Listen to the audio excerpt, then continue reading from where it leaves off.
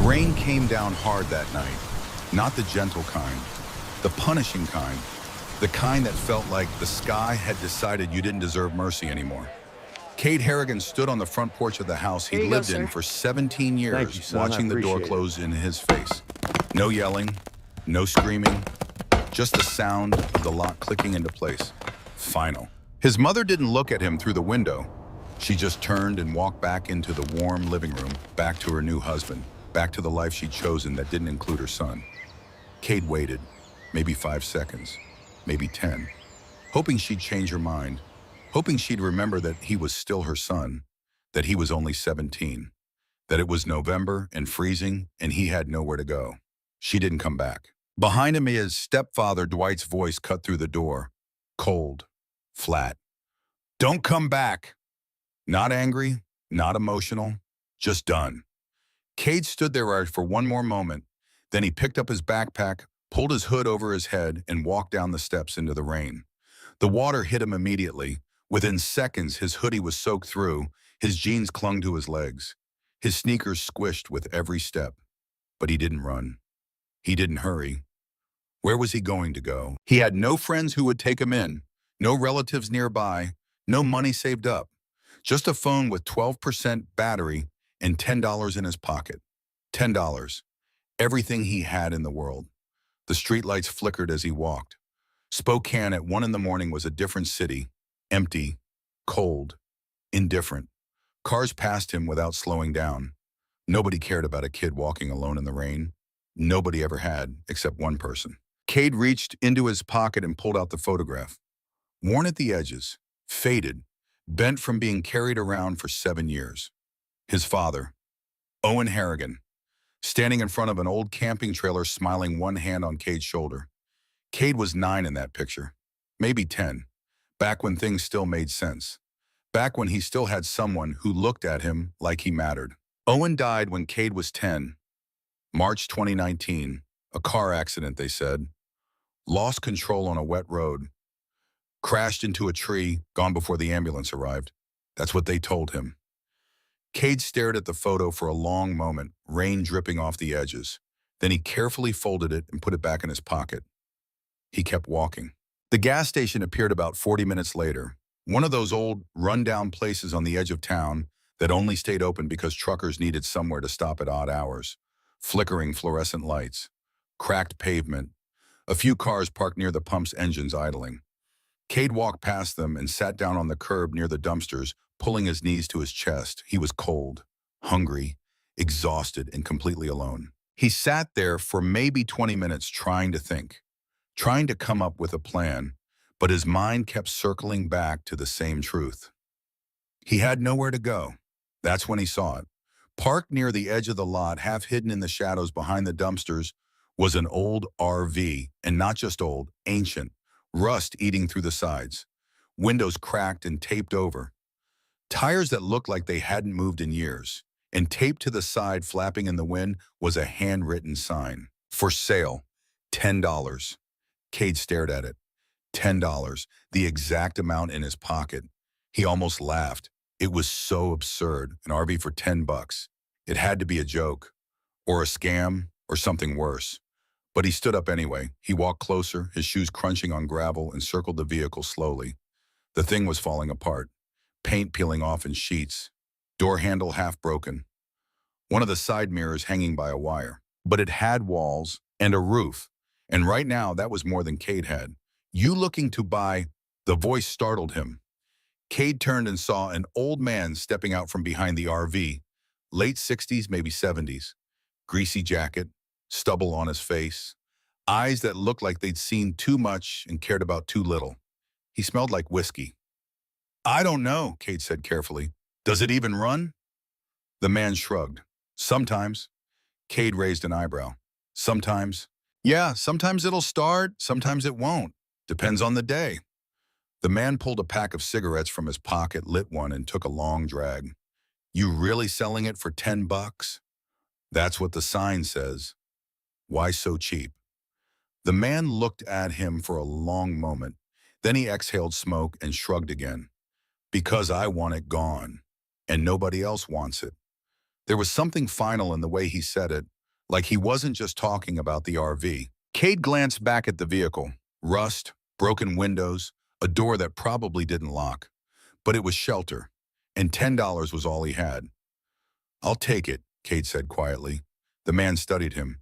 "You got somewhere to go, kid?" Cade didn't answer. The man nodded slowly, like that was the answer enough. "Yeah, thought so." He reached into his jacket and pulled out a small set of keys. Tarnished. Old. He held them out. Cade hesitated. Then he pulled the $10 bill from his pocket. Damp from the rain, wrinkled. But it was real. He handed it over. The man took it without counting, just folded it and shoved it into his pocket. Then he pressed the keys into Cade's hand. "It's yours." Cade looked down at the keys. They felt heavier than they should have. "That's it?" he asked. "That's it." The man turned to walk away, but then he paused, looked back over his shoulder. "Kid." Cade looked up. The man's expression was unreadable. For a moment it looked like he wanted to say something. Something important. But then he just shook his head. "Good luck." And then he was gone, walking off into the rain, disappearing into the darkness beyond the gas station lights.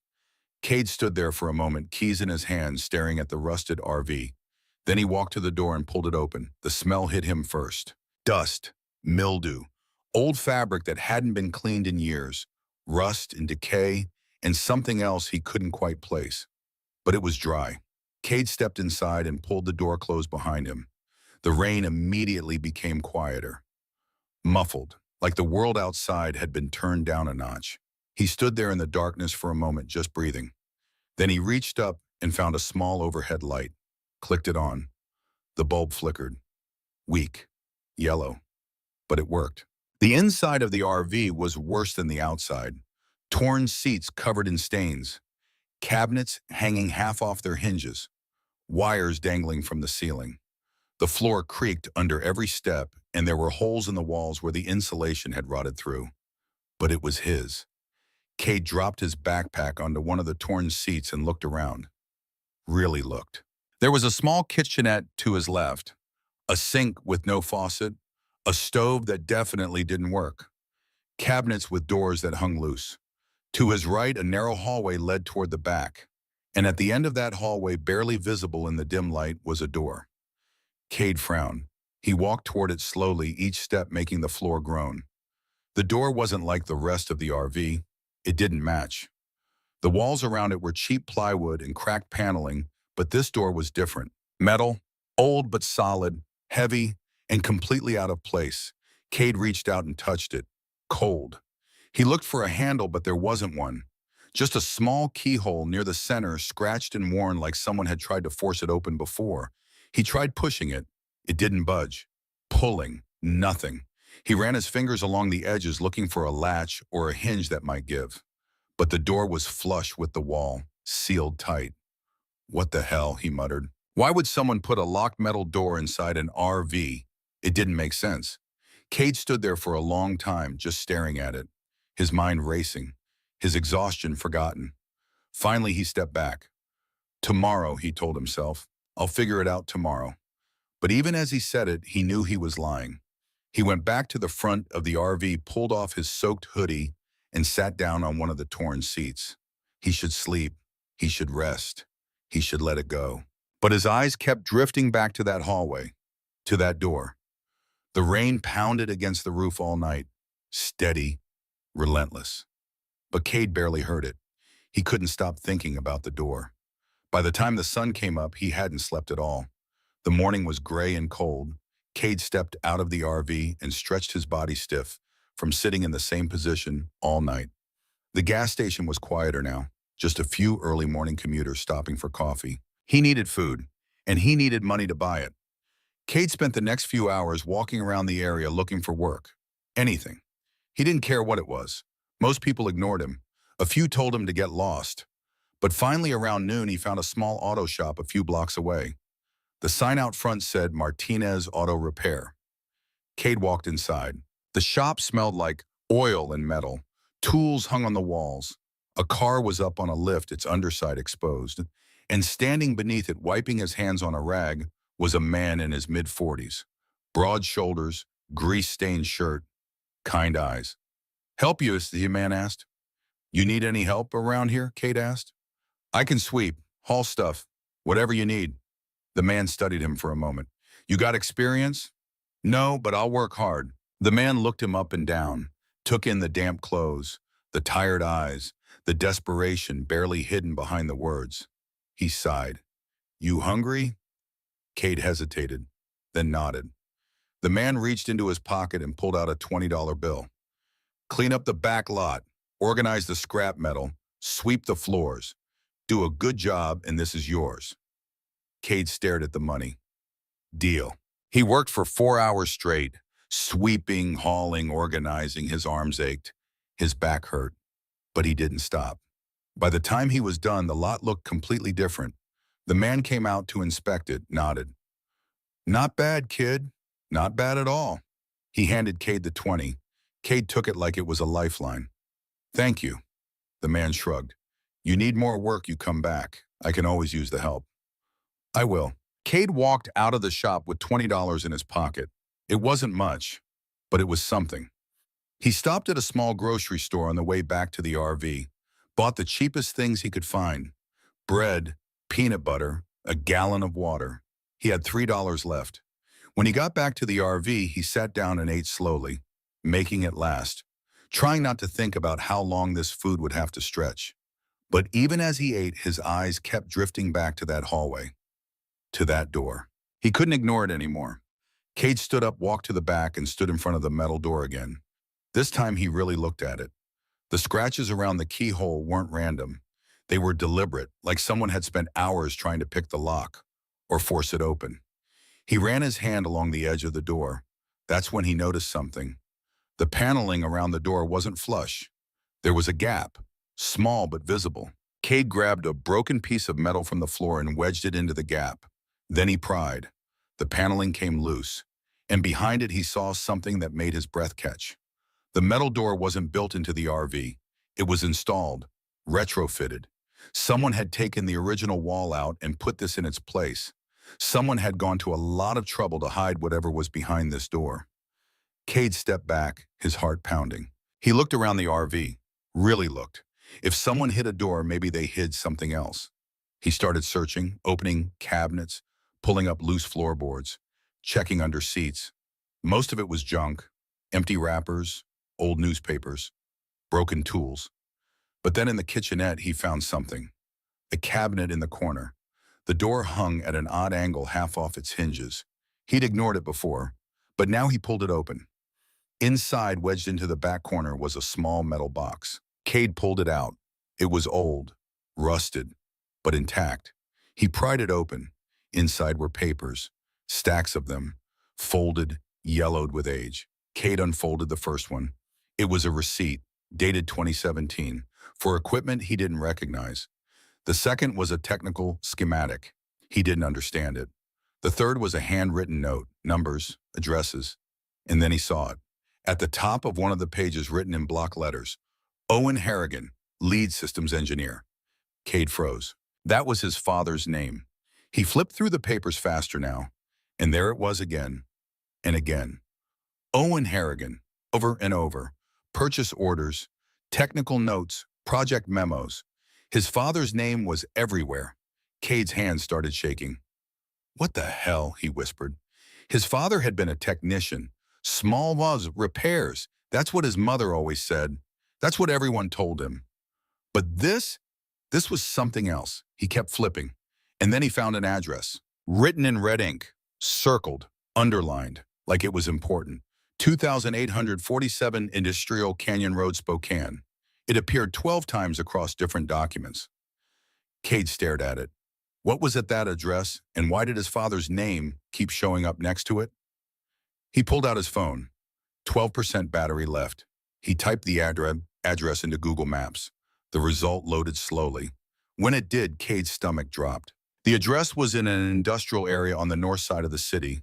The satellite image showed a large compound, warehouses, parking lots, security fencing, and in the center a modern glass building with a logo on the front. Vanguard Systems Corporation. Cade had never heard of it. He clicked on the company's website. It loaded halfway before his phone died.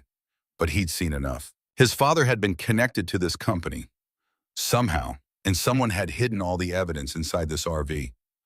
Cade looked back at the locked door. Whatever was behind it, it was connected to this. It had to be. He stood up, papers in hand, and made a decision. Tomorrow he'd go to that address. He'd find out what Vanguard Systems was, and he'd find out why his father's name was all over these documents. But tonight he needed rest. Cade lay down on the torn seat, the papers clutched to his chest, and closed his eyes. For the first time in days, he felt something other than fear. He felt purpose. The next morning, Cade woke before sunrise. He stuffed the papers into his backpack, locked the RV, and started walking. The address was on the other side of the city, nearly 2 hours on foot. He didn't care. The streets were empty at this hour. Quiet. Cade kept his head down and walked fast, his breath forming clouds in the cold morning air. By the time the sun came up, he was halfway there. By 9 o'clock, he arrived. 2847 Industrial Canyon Road sat at the end of a long, wide street lined with warehouses and manufacturing plants. But it wasn't like the others. This place was different. The building was modern, sleek, glass and steel, 3 stories tall with tinted windows that reflected the morning light. A tall security fence surrounded the property, topped with cameras every 20 feet. The sign at the front gate read Vanguard Systems Corporation. Cade stopped across the street, his heart pounding. This wasn't some rundown factory. This was a high-security facility. He watched as a black sedan pulled up to the gate. The driver held up a key card. The gate slid open. The car drove through. Cade moved closer, staying on the opposite side of the street. There was a small coffee shop a block down. He walked inside, bought the cheapest thing on the menu with his last $3, and sat by the window. From there, he had a clear view of the Vanguard building. He watched. People came and went, employees in suits, delivery trucks, security guards rotating shifts. Cade pulled out a small notebook from his backpack and started writing. 7 o'clock shift change. Guards at front gate and side entrance. Key card access only. Cameras on all corners. He watched for hours. Around 2 in the afternoon, a large delivery truck pulled up to a side gate. The driver got out, spoke briefly with a guard, then drove through. The gate stayed open for maybe 10 seconds. And in those 10 seconds, Cade saw something. A hallway inside, plain concrete walls, industrial lighting, and at the far end, barely visible, a door, metal, old, different from everything around it, just like the one in the RV. Cade's breath caught. It was the same design, the same type, the same age. This wasn't a coincidence. His father had been connected to Vanguard, and whatever was behind the door in the RV, it was connected to whatever was behind that door. Cade was about to stand up when the front entrance of the building opened. A man stepped out. Mid-50s, tailored suit, gray hair, confident walk. The kind of man who owned every room he entered. Cade watched him cross the parking lot toward a black luxury car, and then something clicked. He knew that face.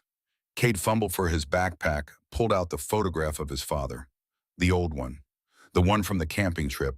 But not that side. He flipped it over. On the back, faded and nearly forgotten, was another photo. Taped there years ago. A group shot. 5 men standing in front of a construction site. His father was on the left. And on the right, younger but unmistakable, was the man who had just walked out of Vanguard. Cade's hands started shaking. He looked back up. The man was getting into his car now. The door closed. The engine started.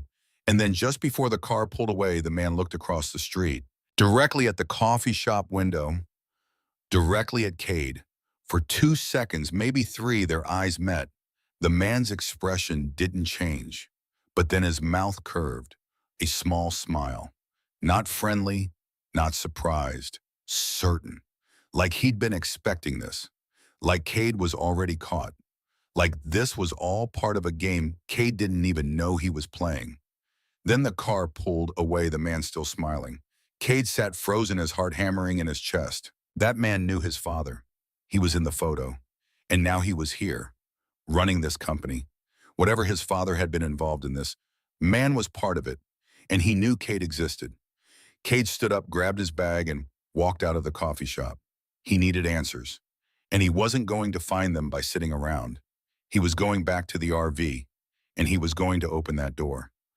Cade walked back to the RV faster than he'd come, his mind racing. That smile, that cold, knowing smile, it haunted him the entire walk back. By the time Cade reached the gas station, the sun was starting to set. The RV sat exactly where he'd left it, rusting and forgotten in the corner of the lot. But now it felt different. Now it felt important. Cade climbed inside and went straight to the back, to the hallway, to the door. He stood in front of it, breathing hard, and made a decision. He was going to open it. Tonight. He started searching the RV for anything he could use. A screwdriver, a crowbar, anything.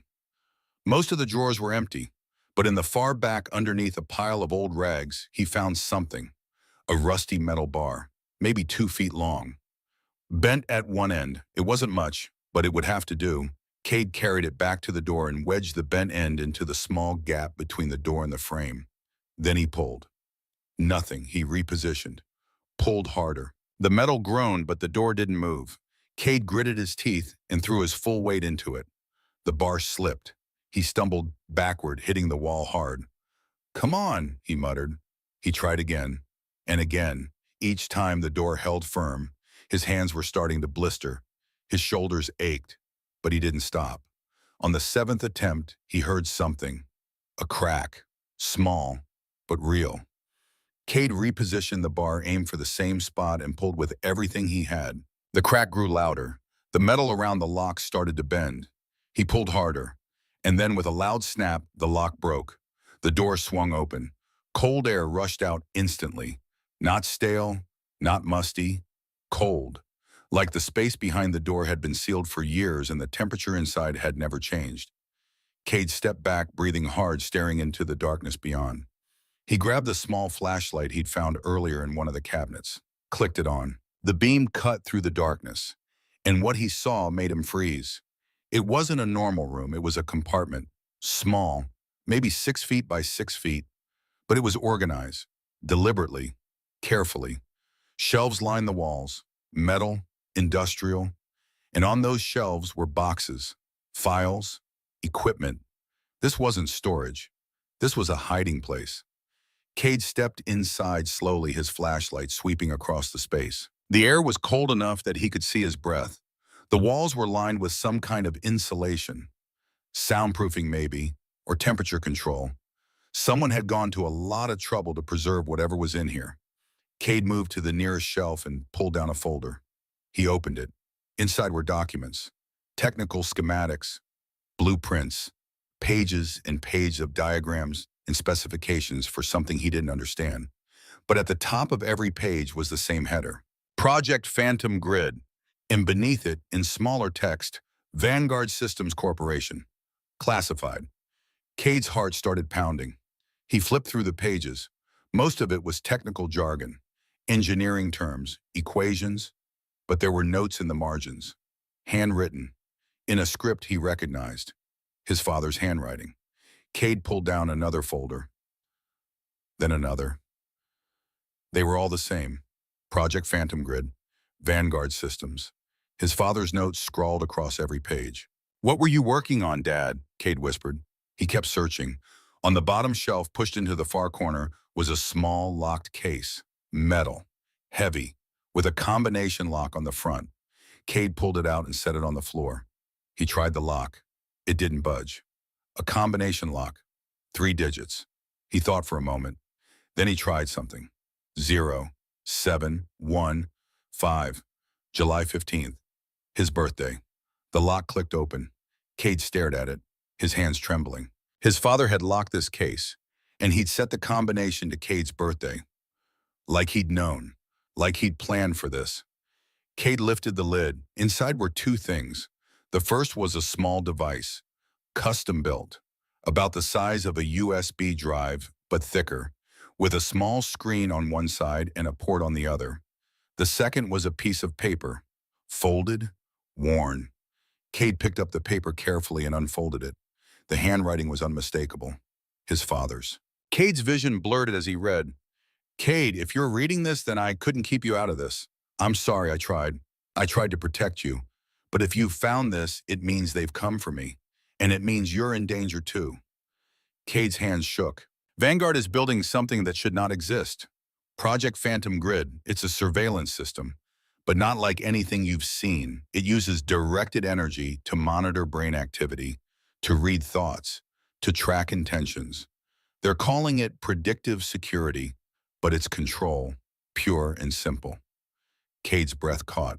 I discovered they were testing it on civilians, without consent, in Seattle, Portland, Spokane, hundreds of people. And when I tried to stop it, they threatened me, told me to stay quiet, to take the money and walk away. The words blurred. Cade blinked hard. I couldn't, so I stole the data. Everything, all the proof, it's on the drive. Encrypted, military grade. I was going to take it to the FBI, to Agent Catherine Webb. She's clean, the only one I trust. Cade's chest tightened. But if you're reading this, I didn't make it. They got to me first. I'm sorry, son. I'm so sorry I left this for you. But you're the only one I can trust now. The next line was underlined, twice. Get the drive to Catherine Webb, FBI Seattle Field Office. She'll know what to do. Cade's eyes burned. They'll come for you. They'll come for the drive. Don't trust anyone at Vanguard. Don't trust anyone who tells you this is for the greater good. It's not. It's control, and it needs to stop. The letter ended with 4 words, finish what I started. And below that in his father's familiar script, I love you, Dad. Cade sat there on the cold floor of the hidden compartment, the letter in his hands, tears streaming down his face. His father hadn't died in a car accident. He'd been killed, murdered, for trying to do the right thing. Cade wiped his eyes with the back of his hand and looked at the device, the drive. This was what his father had died for, the proof, the evidence, and now it was in Cade's hands. He carefully placed the drive in his pocket. Then he folded the letter and put it in his backpack. He stood up and looked around the compartment one last time. There were more files, more documents, but he couldn't carry it all. He grabbed what looked most important, technical specs, financial records, anything with his father's handwriting. Then he stepped out of the compartment and back into the RV. He closed the broken door as best he could and sat down. He needed to get this drive to the FBI, to Catherine Webb, but he didn't know where the FBI office was. He had no money for a bus, no way to call. He was 17, alone, with evidence that powerful people had killed for, and they already knew he existed, that man at Vanguard, that smile. Cade needed to think. But before he could formulate a plan, he heard something outside. The sound of car engines. Multiple vehicles pulling into the gas station lot. Cade moved to the window and looked out carefully. 2 black SUVs, sleek, expensive. They parked near the RV. Cade's stomach dropped. The doors opened. 4 men stepped out. Dark suits, earpieces, moving with military precision. They were here for him. One of them walked directly toward the RV. Cade grabbed his backpack and looked around frantically. The front door was the only exit, and they were blocking it. He moved to the back, to the window above the bed. Small, cracked, but it opened. Outside, he heard footsteps on gravel, then a knock on the RV door. Firm, professional. We know you're in there. Open up. We just want to talk. The voice was calm, which somehow made it worse. Cade didn't answer. He climbed onto the bed and pushed the window open. It stuck halfway. He pushed harder. Another knock. Last chance. Open the door. The window finally gave. Cade squeezed through his backpack, catching on the frame. He pulled hard and tumbled out onto the pavement. He hit the ground hard. Pain shot through his shoulder, but he didn't stop. He scrambled to his feet and ran. Behind him, he heard the RV door being forced open. Then shouting, "He's not here. Check the back." He went out the window, south side. Move. Cade sprinted across the parking lot, weaving between cars. He heard footsteps behind him. Fast. Gaining. He cut left, diving between 2 parked trucks. Ran along the side of the gas station building. A chain-link fence blocked his path. Cade didn't slow down. He jumped, grabbed the top, and hauled himself over. His hands scraped against the metal. He landed on the other side and kept running. Behind him, voices. He's heading east. Cut him off at the next block. An engine roared to life. They were getting back in the SUVs. Cade ran harder. His lungs burned. His legs screamed. He cut through an alley between 2 warehouses, jumped another fence. emerged into a different industrial lot. He dove behind a dumpster and pressed himself against the wall, gasping for air. The sound of the SUVs grew louder, then stopped. Car doors opened. Footsteps. Cade held his breath. The footsteps moved closer, slow, methodical. A flashlight beam swept across the ground near his hiding spot. Cade pressed himself flatter against the wall. The beam moved away. Nothing here. Keep looking, he can't have gone far. The footsteps moved past. Cade waited, counted to 60, then slowly, carefully, he peeked around the edge of the dumpster. The men were 50 yards away now, still searching, but moving in the wrong direction. Cade slipped out and ran the opposite way. Quiet, low. He ran for another 10 minutes before he finally stopped. He was in a part of the city he didn't recognize. Older, run down, streetlights flickering. But he was alone. Cade collapsed against a wall, chest heaving, and pulled the drive from his pocket. It was still there, still safe. He'd made it. For now, he couldn't go back to the RV. They knew about it. He had nowhere to sleep, nowhere to go. He was on his own. Cade stayed in that alley for hours, waiting, watching. When he was finally sure, he started moving again. He needed to access the drive, and he needed a way to get it to the FBI without walking into a trap. But first, he needed a computer. Cade walked through the dark streets until he found what he was looking for. A public library, small, old, tucked between a closed pawn shop and a laundromat. The windows were dark. It was closed for the night, but Cade didn't need it open. He circled to the back, found a window. It was locked, but the frame was old, rotted. He wedged his fingers under the edge and pulled. The wood splintered. The window gave. Cade climbed inside. The library was dark, silent. Cade moved carefully. He found the computer section. 6 terminals sat against the wall, all powered down. He sat at the one farthest from the entrance and turned it on. The screen glowed to life. Cade pulled the drive from his pocket. He plugged it into the USB port. The computer recognized it immediately. A window popped up. Encrypted drive detected. Enter password. Cade stared at the blinking cursor. He tried his birthday. 071506, access denied. He tried his father's birthday, access denied. He tried the date his father died, access denied. Cade leaned back frustrated. His father wouldn't have made it impossible. He would have left a clue. Cade pulled out the letter and read it again, carefully, and then he saw it, at the very bottom, below the signature. So faint he'd almost missed it. Numbers, written in pencil, barely visible. 3, 1, 5, 2, 0, 1, 9. March 15th, 2019, the day his father died. Cade's hands shook as he typed it in. The screen flickered. Access granted. Files appeared, hundreds of them, thousands, videos, documents, emails, photographs, financial records. Cade clicked on the first video file. It loaded slowly, then started playing. The footage was grainy, handheld, but clear enough. A white room, medical equipment, and in the center a man sitting in a chair, electrodes attached to his head, wires running to a machine. A voice spoke from off-screen, clinical, cold. Subject 12, baseline established, initiating phantom grid pulse. Mark. There was a sound, low, almost subsonic, a hum that seemed to vibrate through the speakers. The man in the chair tensed, his eyes went wide. Then his expression changed. Blank, empty. Subject is responsive, the voice said. Thought pattern delta detected. Compliance confirmed. Proceeding with directive implantation. The voice paused, then gave a command. Stand up. The man stood. Sit down. He sat, walked to the door. He walked, like a puppet. Cade felt sick. The video ended, another one started automatically. This one showed a larger room, a dozen people in chairs, all connected to the same type of equipment. The voice again. Mass compliance test, Seattle location. All subjects exhibiting directive response. 0 resistance. Phantom grid operational at 87% efficiency. The camera panned across the faces.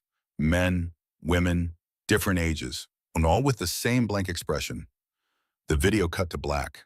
Cade sat frozen, staring at the screen. This wasn't surveillance. This was control. Mind control. His father had been right. Vanguard wasn't building a security system. They were building a weapon. Cade clicked through more files. Emails between executives. Financial transfers to offshore accounts. Lists of test locations. And then he found it. An email thread. The sender, Victor Ashford, CEO, Vanguard Systems Corporation. The recipient, Owen Harrigan. The date, March 13th, 2019, 2 days before his father died. Cade opened it. Owen, I'm asking you one last time. Walk away from this. Take the severance package. Forget what you saw. This technology will save American lives. You're looking at it the wrong way. His father's response was short. Victor, you're using it on civilians. Without consent. Without oversight. That's not security, that's tyranny. I'm going to the FBI. I'm going to the press. This ends now. I'm sorry it had to be this way. Victor's reply came 2 hours later. Then I'm sorry, too, old friend. I really am. That was the last message. Cade stared at the screen, his jaw clenched. Victor Ashford had killed his father. Or ordered it done. And now Cade had proof. He looked at the clock on the computer. 4:30 in the morning. He'd been here for hours. Cade opened a browser, typed FBI Seattle Field Office. An address appeared. 1110 3rd Avenue, Seattle. That was 2 hours away by bus. If he had money for a bus, which he didn't. But there was another way. Cade created a new email account under a fake name. Then he started uploading files from the drive. The progress bar crawled forward. 1%, 2%. While it uploaded, Cade opened another tab and searched for major news outlets. Washington Post, New York Times, The Guardian, WikiLeaks. He found their tip submission forms. One by one, he started uploading the same files. It took hours. The sky outside was starting to lighten by the time he finished. But he'd done it. The evidence was out there now. Sent to the FBI, sent to journalists, sent to whistleblower organizations. Within hours, maybe less, the world would know what Vanguard had done. Cade logged out, wiped down the keyboard and mouse with his shirt, and pulled the drive from the computer. He stood up, his body stiff from sitting so long. And that's when he heard it, the sound of a car pulling up outside, engine idling. Cade moved to the window and looked out carefully. A black SUV, parked directly in front of the library. His blood ran cold. They'd found him. The front doors of the SUV opened. 2 men stepped out. Cade didn't wait. He ran. Through the library, back to the window he'd come through. He climbed out, dropped to the ground, and sprinted into the alley. Behind him, he heard voices, shouting. He's here. Back exit. Cade ran harder. The alley opened onto a side street. He turned left and kept going. Dawn was breaking now, the sky turning gray. A few early morning commuters were starting to appear. Cade slowed his pace, tried to blend in. Just another kid walking to school. But his heart was still hammering. He walked for blocks, checking over his shoulder every few seconds. No one followed. Finally, when he was sure he'd lost them, he stopped. He was in a different part of the city now. Commercial district, coffee shops opening, people in suits heading to work. Normal life, like nothing was wrong. Cade found a bench and sat down. He pulled out the drive and looked at it one more time. Then he smiled, a small, tired smile. It was done. The truth was out. And there was nothing Victor Ashford could do to stop it now. The news broke at 7:32 in the morning. Cade saw it on the screen of a television in a coffee shop window. He'd been walking for hours, staying off main streets, keeping his head down. But when he saw the headline scrolling across the bottom of the screen, he stopped. Vanguard Systems under federal investigation. Classified project leaked. Cade stood there staring through the glass. It had worked. The evidence he'd uploaded, the files, the videos. Someone had taken them seriously. The news anchor was talking, but Cade couldn't hear through the window. He could only read the text scrolling beneath her face. FBI raids Vanguard Systems headquarters. CEO Victor Ashford, under investigation for illegal surveillance program. Cade felt something loosen in his chest, something that had been wound tight for days. They believed it. The proof his father had died protecting was finally seeing daylight. But Cade knew better than to celebrate yet. Victor Ashford was powerful, connected, rich. Men like that didn't go down easy. and they didn't forget the people who put them there. Cade kept walking. He needed to stay invisible, at least for a little while longer, until this was truly over. He found an old park a few blocks away, empty except for a man sleeping on a bench and a woman walking her dog. Cade sat down on the grass, his back against a tree, and closed his eyes. He hadn't slept in almost 2 days, but even now, exhausted and alone, he couldn't quite relax, because he knew they were still looking for him. Cade must have dozed off, because when he opened his eyes again, the sun was higher. The park was busier. Families, joggers, people living normal lives. He needed to charge his phone, needed to figure out his next move. But before he could stand up, someone sat down next to him. Cade tensed. He turned his head slowly. It was a woman, late 40s, professional clothes, short dark hair, calm eyes. She didn't look at him, just stared straight ahead at the park. "Cade Harrigan," she said quietly. Cade's blood ran cold. He started to stand, but she held up a hand. "Relax, I'm not here to hurt you." "Who are you?" She reached into her jacket slowly, pulled out a badge. "FBI Agent Catherine Webb." Cade stared at the badge, then at her face. "You're the one my father trusted." She nodded. "Owen was a good man, a brave man. I'm sorry I couldn't protect him."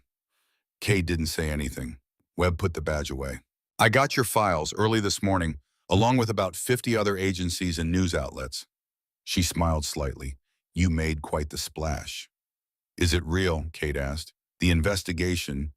"Very real. We raided Vanguard's headquarters 3 hours ago, seized servers, documents, equipment, and we arrested Victor Ashford." Cade exhaled. "Is he going to prison?" "If the evidence holds up, yes, for a very long time." "It'll hold up," Cade said. "It's all there, everything my father collected." Webb looked at him for the first time.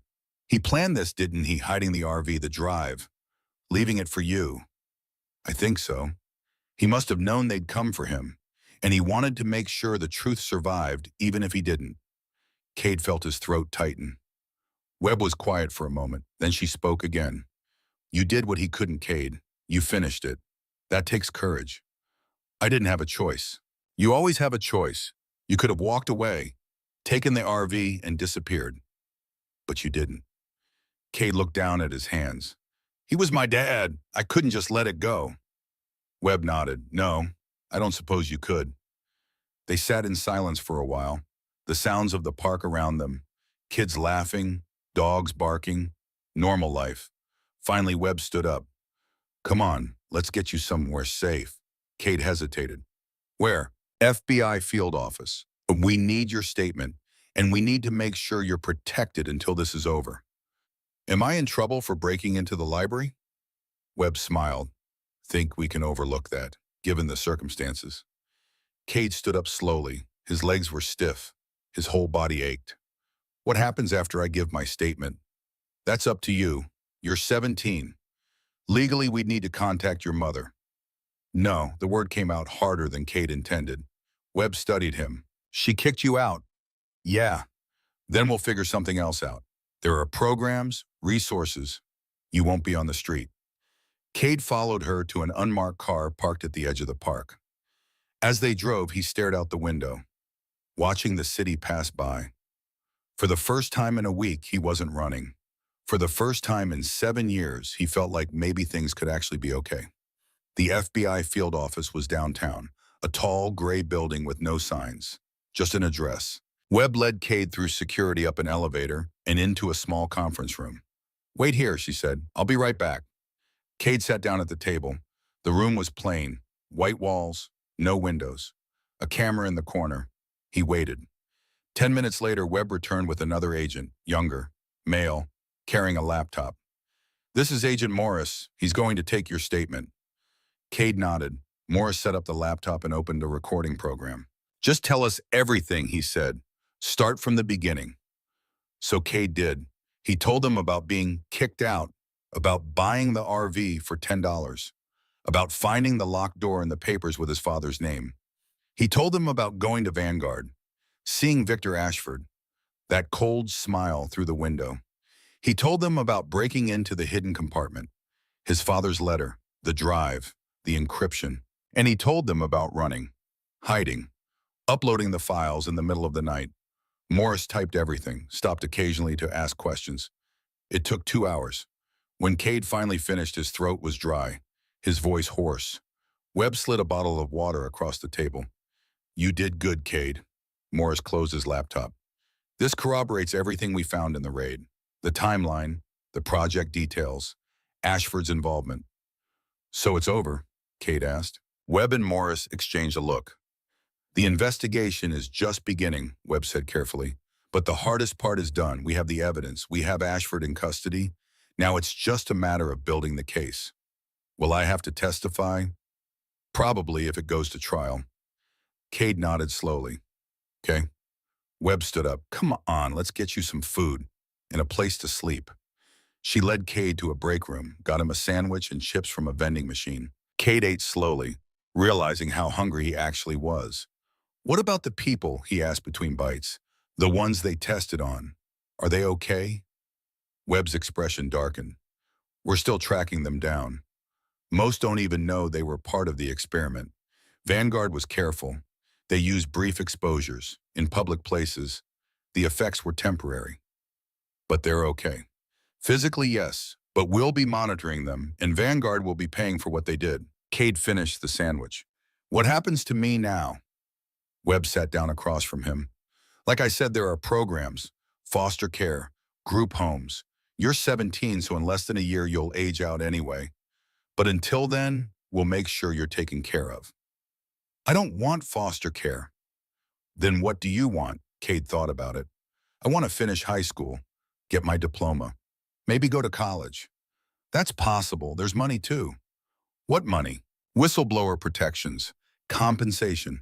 The government has programs for people who expose illegal activity. You'll likely qualify.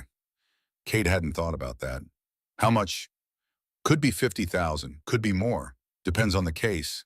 $50,000. More money than Cade had ever imagined having. That's enough to start over, he said quietly. Yes, it is. Webb stood up. For now, you'll stay in protective custody. Just a few days, until we're sure Vanguard's people aren't looking for you anymore.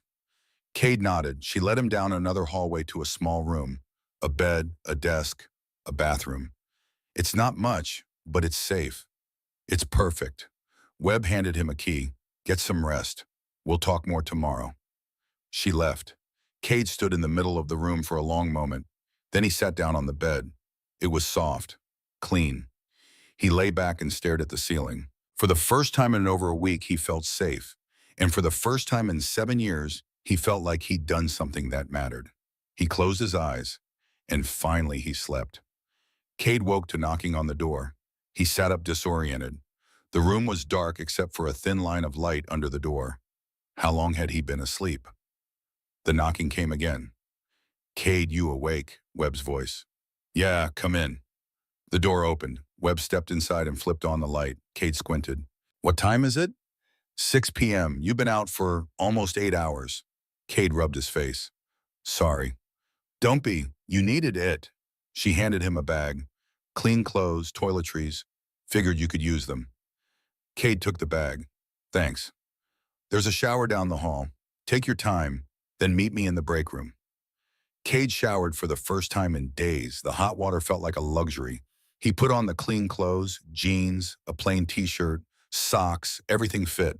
When he got to the break room, Webb was waiting with 2 cups of coffee and a pizza box. Hope you like pepperoni. Cade sat down and grabbed a slice. I like anything right now. Webb smiled. They ate in comfortable silence for a few minutes. Then Webb spoke. I have an update. Thought you'd want to know. Cade looked up. Victor Ashford is being arraigned tomorrow morning. The charges are significant. Illegal surveillance, human experimentation, conspiracy, and murder. Murder. Your father's death. We reopened the case. Found evidence that the car accident was staged. Brake lines cut. Ashford gave the order. Cade set down his pizza. So it's real. He really killed him. Yes, and we can prove it. Cade felt a strange mix of emotions. Relief, anger, sadness. Good. Webb reached into her jacket and pulled out a folded piece of paper. I also wanted to give you this. Cade took it, unfolded it. It was a printout of an article from the Washington Post. The headline read, "Whistleblower exposes illegal mind control program. FBI arrests Vanguard Systems CEO." Below it was a photo, Victor Ashford, in handcuffs, being led out of the Vanguard building. Cade stared at it. "They're calling you a hero," Webb said. "They don't know your name yet, but they will, eventually." "I'm not a hero. You exposed one of the most dangerous, illegal programs in modern history. You brought down a corporation that was experimenting on American civilians. You got justice for your father. That sounds like a hero to me." Cade didn't know what to say. Webb stood up. "You have a choice to make, Cade. You can go public. Tell your story. There will be interviews. Tension. Some people will want to make you famous. Or, or you stay anonymous, let the evidence speak for itself. Live a quiet life." Cade thought about it. Fame, attention, none of that sounded appealing. "I want to stay anonymous." Webb nodded. "Smart choice. I'll make sure your name stays out of it for as long as possible." She headed toward the door, then stopped. "One more thing. We found the old man, the one who sold you the RV." Cade sat up straighter. "Is he okay?" "He's fine. His name is Earl Dixon. Turns out he used to work for Vanguard too, in maintenance. He knew your father." "He knew him, yeah. Owen asked him to hold on to the RV, told him that someday his son might need it. Paid him $5,000 to keep it safe." Cade's throat tightened. "My dad planned all of this." "He did. He knew he was in danger, and he made sure you'd have what you needed, even if he couldn't be there to give it to you himself." Cade looked down at his hands. "Can I meet him, Earl?" "If you want, I can arrange it." "Yeah, I'd like that." Webb smiled. "I'll set it up." She left. Cade sat alone in the break room staring at the article. His father had planned everything. The RV, the drive, the evidence. He'd known he was going to die, and he'd made sure Cade would be able to finish what he started. Even from beyond the grave, Owen Harrigan had protected his son. Cade folded the article and put it in his pocket. Then he stood up and walked back to his room. Tomorrow he'd meet Earl. He'd hear the full story. But tonight he just wanted to rest. 2 days later, Webb drove Cade to a small diner on the edge of the city. Earl Dixon was already there, sitting in a booth near the window, coffee in front of him. He looked older than Cade remembered, tired. But when he saw Cade walk in, his face softened. Cade slid into the booth across from him. For a moment, neither of them spoke. Then Earl smiled. "You found it." "Yeah." "Good, that's good." Webb excused herself, giving them privacy. Earl took a sip of his coffee. "Your dad was a good man, Cade. Best engineer I ever knew. And a better father." "You knew him well." "Worked with him for 3 years. He talked about you all the time. Showed me pictures, told me stories." Cade felt his chest tighten. "Why didn't you tell me when I bought the RV?" Earl looked down at his coffee. "Because I didn't know if you were ready, if you'd find the door, if you'd figure it out. Your dad said if you were meant to, you would." "He told you all this?" "Yeah, about 2 weeks before he died. He came to me, said things were getting dangerous, said he needed someone to hold on to the RV, keep it safe, and if anything happened to him, I was supposed to make sure you got it." "Why didn't you just give it to me?" "Because Owen said you had to find it on your own. Said if I just handed it to you, you wouldn't understand, wouldn't believe it. But if you found it yourself, if you worked for it, you'd know it was real." Cade shook his head. He really thought of everything. "He loved you, kid. Everything he did to protect you." They sat in silence for a while. Then Earl reached into his jacket and pulled out an envelope. "He left this for you, too. Told me to give it to you if you ever came looking." Cade took the envelope, his hands shaking.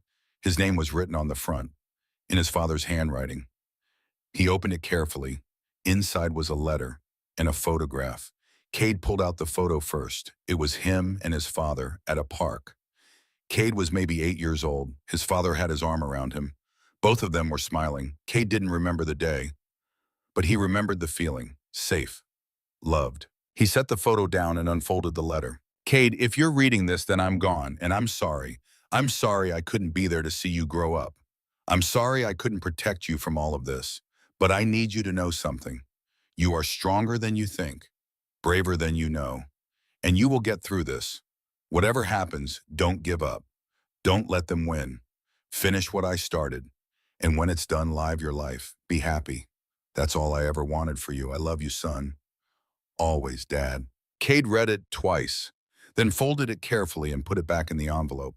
He looked up at Earl. Thank you for keeping it safe. Earl nodded. He'd be proud of you, you know, what you did. I hope so. They talked for another hour. Earl told him stories about Owen, about the projects they'd worked on, the jokes they'd shared. By the time Cade left the diner, he felt like he'd gotten a piece of his father back. The weeks that followed were a blur of testimony and legal proceedings. Cade stayed in protective custody while the case against Victor Ashford was built. The evidence was overwhelming. The videos, the emails, the financial records. Owen's murder investigation reopened with new forensic analysis proving sabotage. Victor Ashford's lawyers tried everything. Delays, motions, challenges to the evidence.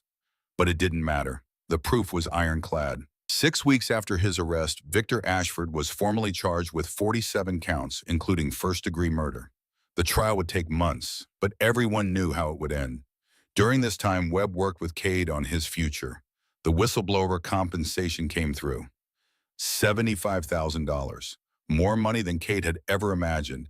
He used part of it to enroll in a GED program. He passed in 3 months. Then he applied to community college. He was accepted. He rented a small apartment. Nothing fancy, but it was his. Clean, safe, quiet, and for the first time in his life, he had a future that felt real. One afternoon, about 3 months after everything started, Cade drove out to the cemetery. He'd never visited his father's grave before. His mother had taken him to the funeral, but after that, she never went back. And neither did Cade, but now he needed to. The cemetery was quiet, rows of headstones stretching across green grass. Cade found his father's grave near the back. Simple, a flat stone marker. Owen Harrigan, 1977 to 2019. Beloved father. Cade stood there for a long moment. Then he knelt down and placed 3 things on the headstone. The photograph from Earl, him and his father, smiling. The letter his father had written, and the USB drive, empty now. Its contents delivered to the world. I finished it, Dad, Cade said quietly. It's over. The wind rustled through the trees. Cade stayed there for a while, not crying, not sad, just peaceful. I'm going to be okay, he said. I promise, I'm going to do what you said. Live my life. Be happy. He stood up slowly. Thank you for everything, for planning all of this, for trusting me, for giving me a chance. He took one last look at the grave, then he turned and walked away. The sun was setting, casting long shadows across the cemetery. But Cade didn't feel sad. He felt free. For the first time in his life, he wasn't running from something. He was walking towards something, a future, a life, a chance. His father had given him that, and Cade wasn't going to waste it. 6 months after his arrest, Victor Ashford's trial ended. The jury deliberated for less than 4 hours. Guilty on all counts. The judge sentenced him to life in prison without the possibility of parole. Cade wasn't in the courtroom when the verdict was read. He watched it on the news from his apartment, but later that day he went to the courthouse. News crews were everywhere. Cameras, reporters, prosecutors giving statements. Cade stood at the edge of the crowd watching. Nobody noticed the 18-year-old kid in jeans and a t-shirt, and that was fine with him. He'd never wanted to be famous. He just wanted the truth to come out. And it had. Cade turned and walked away from the courthouse. The city stretched out before him. Busy, alive, full of possibility. He had a class to get to, a paper to write, a life to build. He was no longer the kid who'd been kicked out in the rain with nothing but $10. He was Cade Harrigan, son of Owen Harrigan, the man who'd exposed one of the biggest conspiracies in modern history, the man who'd finished what his father started. And now finally he could start writing his own story. As Cade walked through the city, he thought about everything that had happened. The RV, the door, the drive. His father had planned it all, 7 years in advance, knowing he might not survive, but making sure the truth would. And he'd trusted Cade to find it, to understand it, to finish it. That trust meant everything. Cade pulled out the photograph, the one from the park, him and his father, smiling. He looked at it for a long moment, then he smiled back. Thanks, Dad. He put the photo away and kept walking, toward the future, toward the life his father had died protecting, toward home. But there was one more thing Cade needed to do, one conversation he'd been avoiding. 3 weeks after the verdict, Cade received a letter. The return address was his old house, his mother's house. He stared at it for a long time before opening it. Inside was a single page, his mother's handwriting. Cade, I saw the news about Vanguard, about your father, about what you did. I didn't know about any of it. Owen never told me what he was working on, and I never asked. I should have. I'm sorry for that and for everything else, for not standing up for you, for choosing Dwight over you, for closing the door that night. I don't expect you to forgive me, but I wanted you to know that I'm proud of you. What you did took courage. Your father would be proud too. If you ever want to talk, I'm here. Mom. Cade read it 3 times. Then he folded it and put it in his desk drawer. He didn't respond. Not yet. Maybe someday he would. Maybe someday he'd be ready to have that conversation. But not today. Today he had other things to focus on. His classes, his apartment, his future. The wound his mother had left was still too fresh, and Cade had learned something important over the past few months. Forgiveness wasn't something you owed anyone. It was something you gave when you were ready. And he wasn't ready yet, but he kept the letter, just in case. Spring came to Spokane.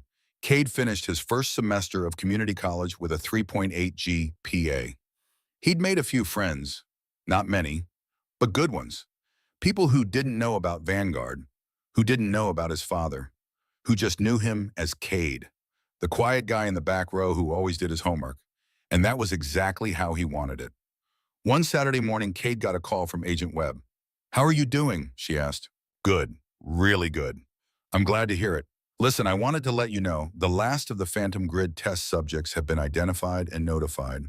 We're setting up a compensation fund, medical monitoring, counseling services. That's good. It's because of you, Cade. None of this would have happened if you hadn't come forward. I just finished what my dad started. Maybe, but it still took courage. Don't sell yourself short. They talked for a few more minutes. Then Webb said something that surprised him. I know you want to stay anonymous, and we've honored that, but there are people out there who want to thank you. Families of the test subjects, other whistleblowers, people who were inspired by what you did. I don't need thanks. I know, but sometimes it helps to know that what you did mattered, that it changed lives. Cade thought about it. Maybe someday, he said, but not yet. Fair enough, you know where to find me if you change your mind. After they hung up, Cade sat on his apartment balcony looking out at the city. Webb was right. What he'd done had mattered. Lives had been changed. A dangerous weapon had been stopped. His father's death hadn't been in vain, and maybe that was enough. Cade went back inside and pulled out his textbook. He had an exam on Monday. Life went on, and for the first time in a long time, that felt okay. The RV sat in an impound lot for months after the investigation concluded. The FBI had offered to return it to Cade, but he declined. Donate it, he'd told Webb, to someone who needs it, someone like me. She'd smiled. Your father would have liked that. A few weeks later, Webb called to tell him the RV had been given to a local homeless shelter. They'd fixed it up, made it livable, and given it to a family that had been living in their car. Cade liked that. The idea that something that had saved him was now saving someone else. It felt right, like the RV had one more mission, one more person to help, and maybe in some small way his father's plan was still working, still protecting people, still making a difference. On the 1-year anniversary of his father's death, Cade went back to the cemetery. This time he brought flowers and a new photo. It was his college ID from community college, smiling, clean, hopeful. He placed it next to the old photograph on the headstone. I'm doing okay, Dad, he said. Better than okay, actually. I'm in school. I have an apartment. I'm making it work. He sat down on the grass. I think about you every day, about what you did, about how you planned everything, how you trusted me to figure it out. The wind rustled the trees. I miss you. I wish you were here to see this, to see me. But I understand why you did what you did. And I'm grateful for the chance you gave me, for the truth you protected, for everything. Cade stayed for a long time, not talking, just sitting, being present. Finally, he stood up. I'll come back, he said, and I'll keep making you proud. I promise. He walked back to his car. The sun was shining, birds were singing, life was happening all around him, and Cade was part of it. Not as a victim, not as a survivor, just as Cade, a kid who'd been given a second chance, and who was determined not to waste it. He drove home, parked, walked up to his apartment. Inside, everything was exactly as he'd left it. Small, simple, but his. Cade sat down at his desk and opened his laptop. He had a paper to write on ethics and technology. The professor had given them free rein to choose their topic. Cade knew exactly what he was going to write about. Surveillance, privacy, the line between security and control. He smiled. Some things it seemed were inevitable, but this time he wasn't scared. He wasn't running. He was ready. Cade Harrigan started typing, and as the words flowed, he felt his father with him, guiding him, protecting him, believing in him, just like always. The end.